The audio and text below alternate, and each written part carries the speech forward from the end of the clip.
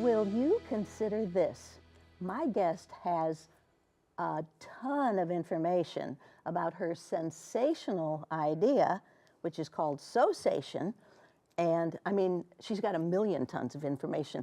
But first of all, this is Diane Lewis of Sewsation. And first of all, let's start up. Where'd you come from? You're not a native Peorian. No, I'm not a native Peorian. Originally I'm from Chicago, South Loop. And, but yeah, over 5 years ago, I was living in Chicago. When COVID hit, my husband and I, we came here to be with my oldest daughter who was in medical school. And, but while at home, I was thinking, gosh, what am I going to do? You know, the job, no one was hiring. Right. You couldn't go anywhere. Couldn't go anywhere, right, except for medical students and doctors.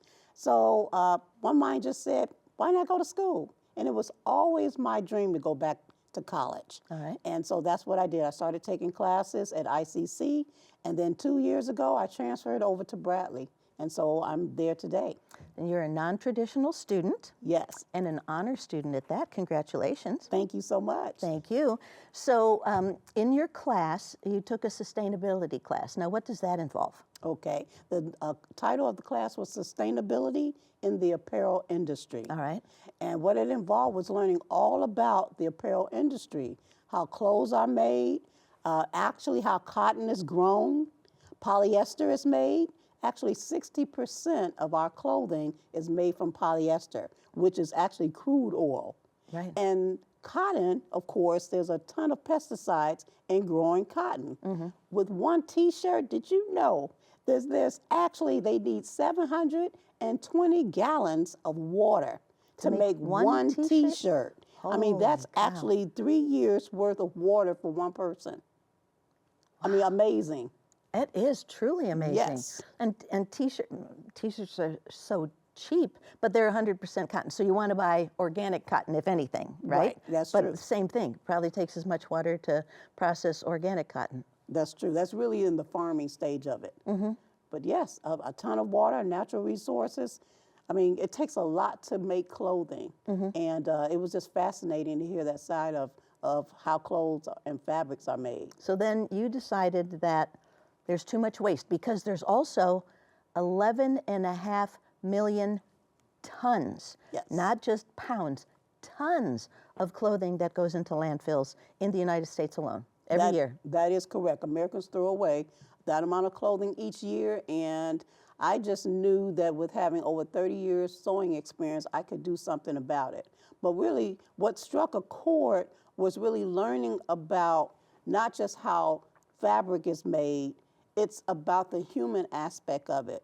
I mean, there's people who have to process the cotton, which has a lot of pesticides. There's people who actually have to go into the manufacturing of polyester material, I mean, which is made of crude oil, and they have to smell that. I mean, of course, they claim they use something in order to help with the smell of it, you know, putting on masks and so forth, but still, people in the neighborhood, there are reports that, yeah, they're still affected.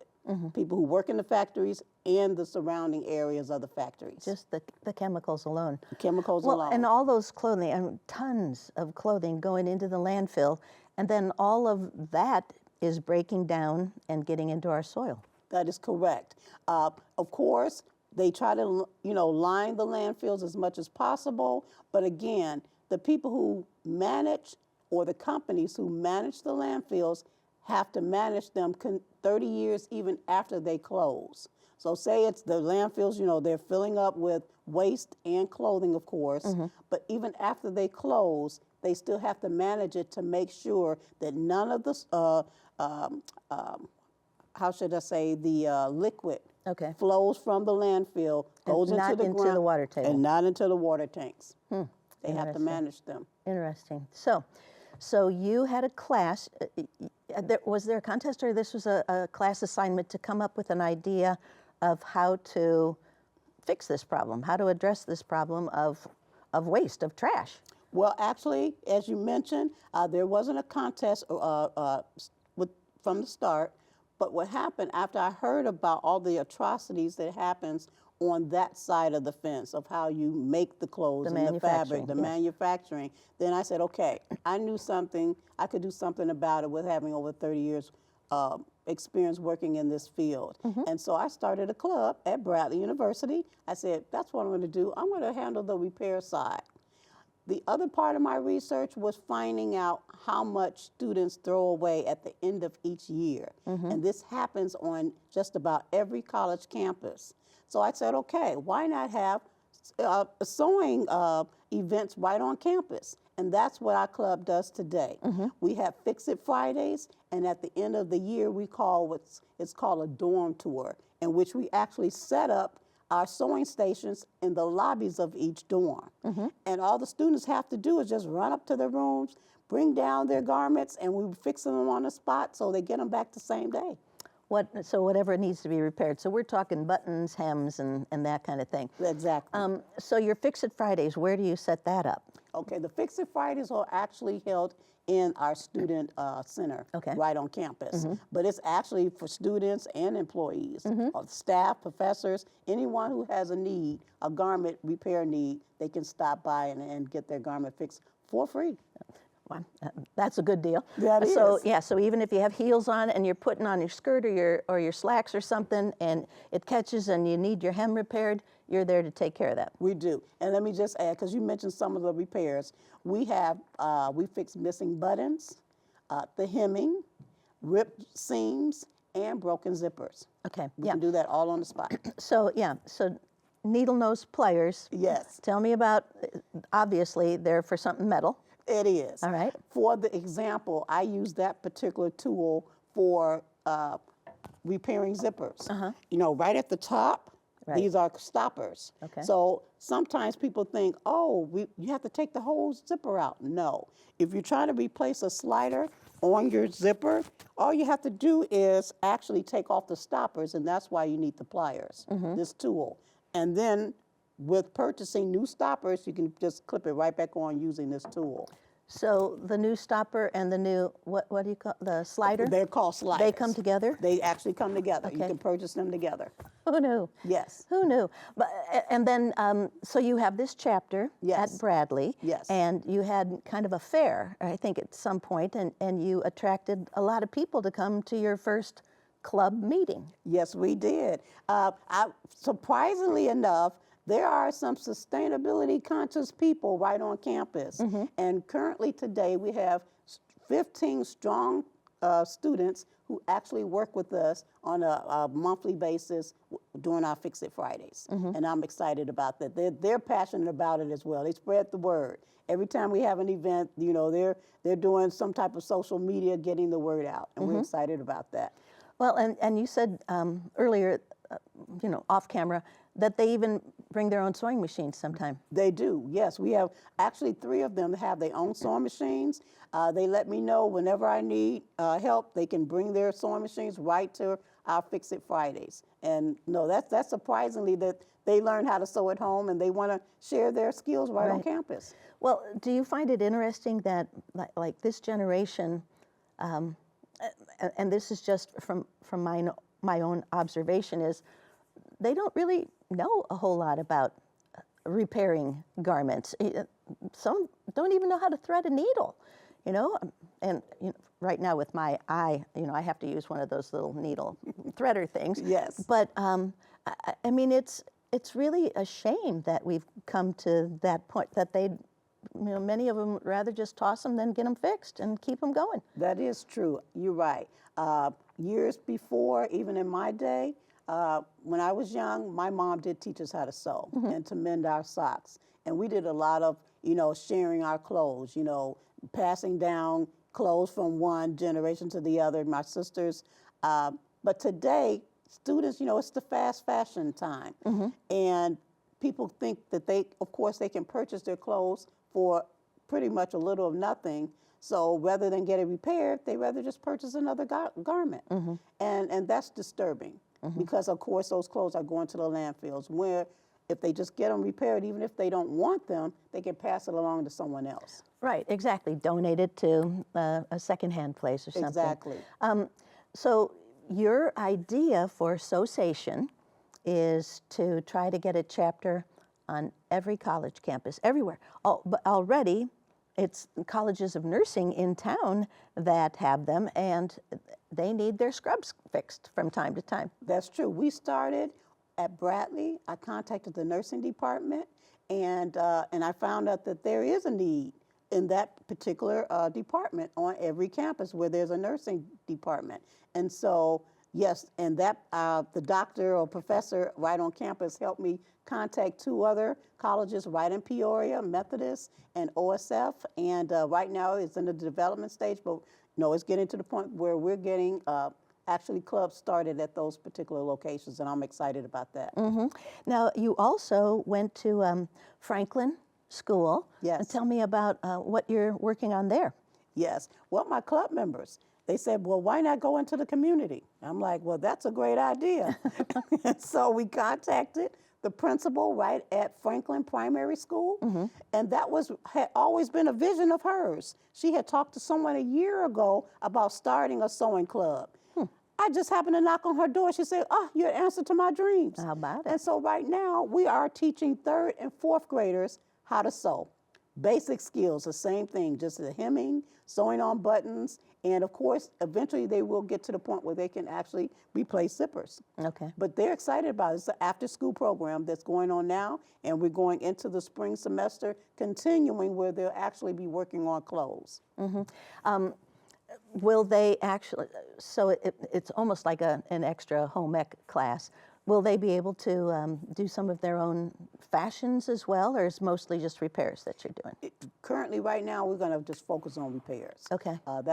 They actually have a closet because some of the students are in need of clothing. So there are parents and I guess people within the community donate to their school closet. And so occasionally there are clothes that come in that need repair. So those students who learn how to sew through our after-school program will be able to repair those clothes. Which is very fortunate. Yes. Oh, awesome. So you would eventually like to reach out to other campuses. Yes. And then how, have you thought about, or has anybody helped you try to figure that out? Because you have an office on campus now. We do. Oh, right. We do that. Bradley has really been supportive for this initiative. The sustainability office, they get behind every event that we do. I'm excited about it. They gave us an office space. So at the end of the year, again, as I mentioned, as we go through the dorm tour, we're collecting clothes, the donated clothes that students aren't taking back home. What we do with those clothes, at the beginning of the following year, we have what's called a snatch and grab, because some students come to college, they are in need. But then there are some others that say, well, why not have some new clothes? But they come into our event, they can snatch up any clothes or the amount of clothes that they want, take them back, and the rest of the clothes that are left over, we donate them to the local charities, like Pathway Ministries and the Dream Center. Okay. So you're always thinking. Yeah, You're always just, thinking. Everything's always evolving. Now, I know you have you have a wonderful display over there of things that you use, and that is you're saying Sewsation on the go. Yes. So not only campuses, but you're also thinking corporations now. We are definitely thinking corporations. We would like to actually contact or have them contact us in order to repair the employees' clothes right on location. Because my research last year, I didn't mention that last year I won the top undergrad Student Expo Presidential Award. Oh, and that right. was for this research. Okay. And but I've proven that we're able to repair more clothes when we take the model to the corporations rather than the employees, of course, on Just weekends. telling them about it, right. Exactly. On weekends, okay, they're thinking about getting their clothes repaired. They actually have to go to neighborhood cleaners or whatever, which is great.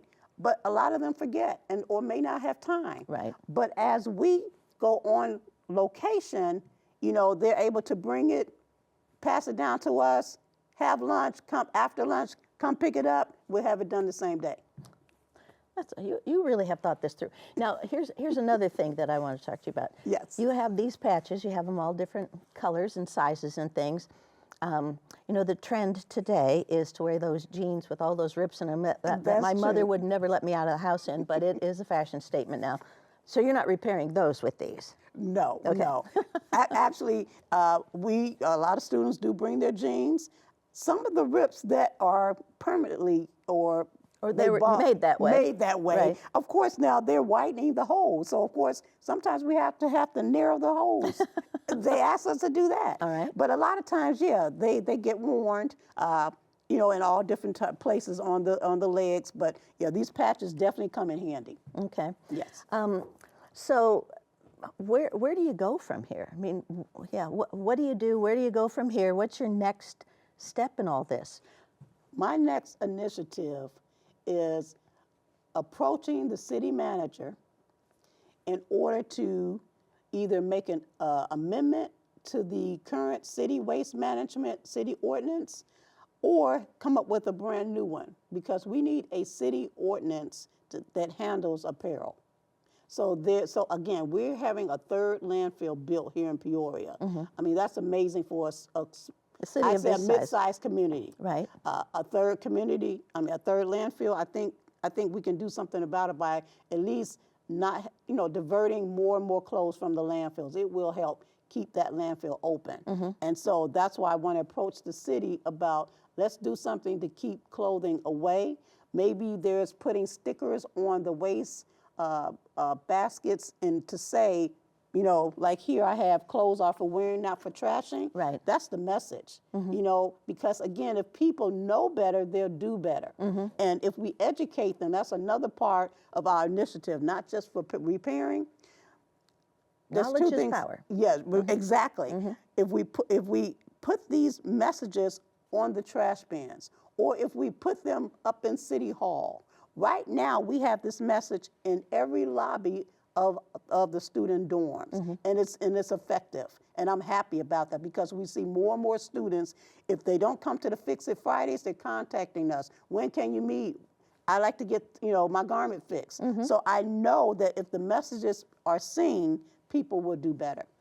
So in your office, you have your sewing machine and everything, so they can, you have office hours and they can come and they can get the repairs done right then too? They can. And I didn't mention that, yes, along with the Fix It Fridays, if anyone wants to learn how to sew, we have time in order to teach them some basic skills. So when we have our Fix It Fridays, we actually have the first 3 attendees that come, we can teach them some basic skills.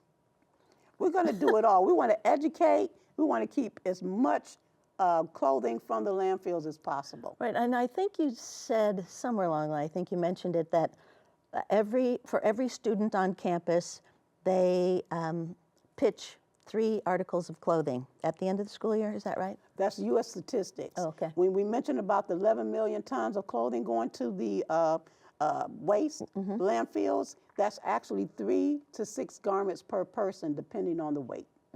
That's amazing. So when you think of Bradley having 5,000 students, if everyone on campus throw away 1 garment, that's 5,000 garments. I mean, it adds up when you say 2 garments, 3 garments, that's 15,000. Yeah. So when you think about every college campus and the students are doing the same thing, that's a lot of clothes. But it can't be stopped if every campus adopt a Sewsation chapter. We can make some dent in this, problem. Exactly. So do you think that you could have bins around town where people, or is that problematic for you if you had bins around town because you don't know where these things came from, or, you just don't, you can't go dumpster diving for some of these clothes, I guess is what it is. But no, you're right, because again, we don't know exactly how the clothes are, if they are in the bins.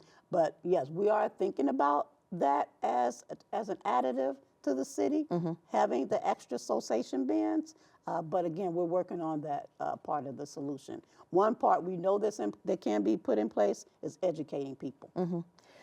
So what's been the most difficult repair that you've had to make, other than, zippers would blow me away, but what have you had any whoa, that's kind of a little bit too much? No, again, we just work on the simple repairs, because we let the other businesses handle the alterations and some of the harder fixes. But again, if we can get through the simple ones, we find that we can do that in a day versus people have to wait a whole week in order to get their repairs. Right. And your members are very excited about this and getting the word out. And there's an event coming up at Bradley. I think we talked about that too. Where Yes, this is our spring quarter. Okay. We have our Fix It Fridays in place. We have one event that's coming up right before Valentine's Day. In case someone wants to have a heart patch instead of just a normal patch, we will be having our first fundraiser, which is selling the heart patches. And those are useful not just for decorations, but also you can replace or repair your hole in a jacket or your pants with a heart patch. Yeah, I told you that I was feeling guilty. I fixed my own jacket because my watch kept ruining the lining in my jacket, but I got that done now. Okay. So thank you. Yes. Thank you for inspiring me anyway. Well, and that's a fun idea. Now, fundraiser, you said fundraiser. So is. What is the official name of Sewsation? On the spot? No, Sewsation, just Sewsation. It's just Sewsation Chapter. currently. Yes. Okay, all right. And so the funding will go to? It will go toward additional supplies. So again, these are free events for people on campus, and as we go out to the community and host events, it's free for them as well. So we will always need additional supplies, and this will help. So now, does Bradley help you with some of the costs of your supplies, or and then you take other donations? Yeah, we always take donations. Bradley does help a little bit. At the beginning of the year, the student clubs, we can apply for, additional funds, but of course, it depends on how much is, we're looking at 100 clubs Right. going for a small pot of money. Exactly. So again, we could use some additional funds All right. outside, yes. And then a lot of your members are also, they help with the campus tours and everything, so then they can, when they're touring, they can take them right by your office and show them what's going on. That's exactly right. They do that. They tell me that they've done that, and I'm excited about. Listen, Bradley has really opened their arms and embraced Sewsation, and I think that once people see our model, the other campuses and colleges, they will definitely embrace Sewsation as well, because they'll see it's needful on their campus. And you have a wonderful video that's been done explaining exactly what you do. Yes, yes. The video has been very effective. I've shown it to definitely quite a few people who, it really touches their heart to learn and find out that this is definitely happening because they had no knowledge as well. And again, they applaud us for our efforts and what we're doing. And that's something. Thank you. So you're kind of, I think I mentioned this before, just kidding you, kind of a Grandma Moses. Okay. Because, a little bit late in life start. That's true. And very non-traditional, but you're doing it and you're so passionate about it. Yes, yes. Again, with me having the skill and me thinking about the people, overseas who are, manufacturing our clothes and what they go through, the low wages. I'm like, who would think to throw something away? When people are hurting across the seas, and they're, they need more, they need income. They get paid $113 a month on an average. Right. I mean, think about how much we get paid in comparison to them. Yeah. So that's what made me think, why are we throwing away clothes? Every time I look at something that needs fixing, I'm like, let me fix it. That's right. And I want everyone to think that way. You haven't ever found anything that is too far gone? Not yet. Okay, all right. Well, thank you so much, Diane Lewis, for being with us and sharing your passion, and you're going to go for it. Thank you. Yeah, like Thank you. you're gonna eliminate that tonnage by at least half, I hope, in the first year or next year. We're going to try. All right, thanks so much. I hope you learned a lot, and I hope you're blown away by the statistics because it really is pretty fascinating. Thank you. All right, thank you. Thank you for joining us, and be well.